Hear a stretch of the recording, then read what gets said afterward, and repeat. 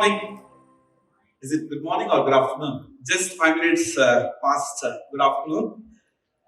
Well, I'm Sheik Salim. I represent a company called Techproxima, Reporty, and Techins Global.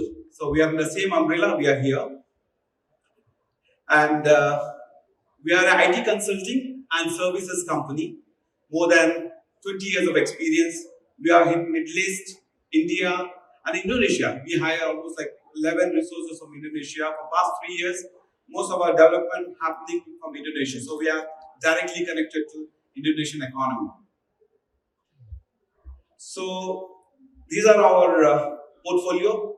We have Health Pulse for dental teaching universities. It's a software, and we have for medical clinics, dental clinics, and also we have a Reporty software, which is an AI-based module, and also we have cybersecurity managed services. So I'll take you through all those things like one by one. So we started 2006 in India. So it's that's where I graduated. So I had this entrepreneur mindset because as soon as I graduated, I thought I want to have a company. But how to have a company? Normally, how many entrepreneurs here? Entrepreneurs. How many of you want to have your own company? Please raise your hand. I can see a few. Very good. You see, I was at Google headquarters 3 months back. I was doing a AI generalist course because we have to update ourselves, right? So I was there. We had around 150 best brains across the world coming there, and I was one of them. So the idea is like the generative AI, GPTs, how to create more products with the experienced people. That was the whole idea of gathering at Google headquarters. So end of the second day, there were some people who were little freshers. They were asking like, how do we create new product? I mean, how do I get an idea? So I told, look, I have a small story to tell. When I was 2010, I was hired for a university consulting assignment at Riyadh. So when I went there, I saw they were using all paper files in hospital. Okay, so they had a lot of challenges. One thing, it consumed a lot of spaces, and if they have insurance, there's a manual verification of insurance. It's such a long, very tedious process. And there is no data for research available because all the data is residing in paper, right? And since it's a university, they wanted to grade the student. It's very difficult to grade when they do perform some kind of patient treatments. And surprising thing was they were using a paper to use X-ray. They didn't have even a digital X-ray. They don't have a picture archiving system. So I was so surprised. So even though it was not my assignment, what I did is I did a small database where I can store all the X-rays and I connected with the patient details. And I put a small screen in a clinic, and my boss, he gets the attention of this. He asked them, who did this?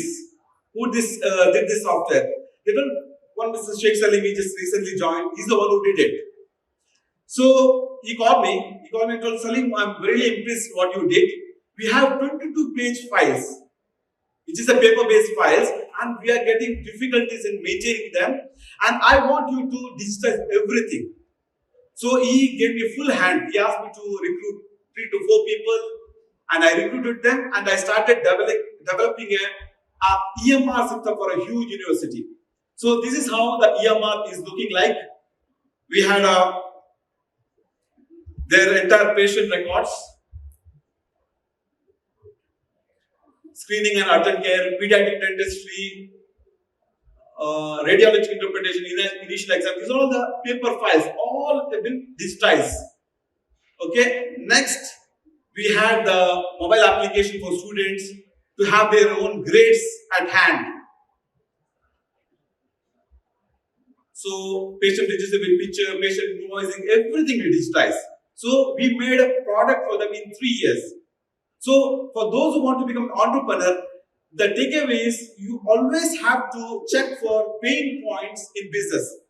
You don't have to worry about it. If you see any pain points, and if you address that, end of the day you get a product. You serve them and you get a product. Am I right? Yeah. So after that same product we implemented in two other huge universities in Saudi Arabia, two government universities. So this was the product we created, and look, the development, the research doesn't stop there. We have to improve our system, right? So we got our partner, Dr. Abdul Badia. We had a system from reportee to have AI advantage to our system for our ERP. So what it does is, it inculcates reporting and documentation, patient education, data analysis, automations, learning management, business intelligence, and claims management automated, fully using AI engine. That's one of the biggest advantages we had. And this is how it works. Analysis of radiographs. Automatically this AI will tell. So these are the diagnostics. No, for it suggests the doctors. This could be the diagnosis you have to do with the patient. And this is how it works. When you put an X-ray, select the tooth, it confirms, just confirm the AI suggestions, whatever it lists down. Autofill patient records, automatically fills different procedures to be done. The AI itself does it. And the progress notes, all autofilled by AI. See the efficiency. Doctor has little work now, but this is how the report would look like from the patient side. Okay, and it is locally available in Indonesian Bahasa language as well, because since our back office for AI is in Indonesia, they're sitting in Indonesia.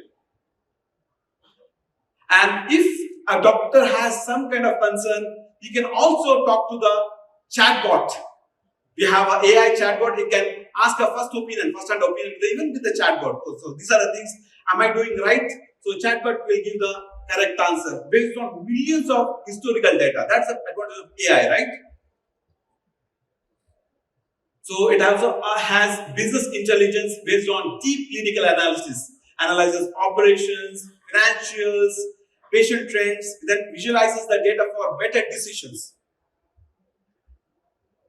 And also, it has a module for universities. The students it generates AI-based gamified examination. Students identify the problems on radiographs and then they are scored as right, wrong, or missed. They can take any number of examinations so that before they go for the actual examination, they are well prepared. So this is also available in the system. So we got that system from reportee, which makes us a smarter and easier patient care. Along with this, in our booth, we have cybersecurity services, managed services. We provide cybersecurity managed services for a company which is more than 50 members. In Middle East, there are a lot of compliances. If you're a company with over 50 members, you should have a compulsory compliances taken care by the company. So we take care of endpoint security, application security, email security, cloud and DevOps, and data security and network security. These are the different services we provide in terms of cybersecurity. So in endpoint security, we manage asset management, endpoint detection and response, DLP. There's a new law that's happened in Indonesia for data classification recently. So we take care of data classification, data loss prevention, endpoint network. And also we have network security, NDR, SOC, ZTNA, privilege access management, and gateway firewalls. These are all the systems we provide from Indonesia, and we are closely working with Indonesian companies actually. So we want to feel the culture and tradition of Indonesia. We are here to work to improve the economy of Indonesia, working along with Indonesian companies. So that's it from me. And if you have any further questions, and if you want to see live demo how the cybersecurity works, we have our booth. You can come and have our Mr. Sijas. I would like to call Mr. Sijas, my partner, and also Dr. Abdul Badia. Please welcome.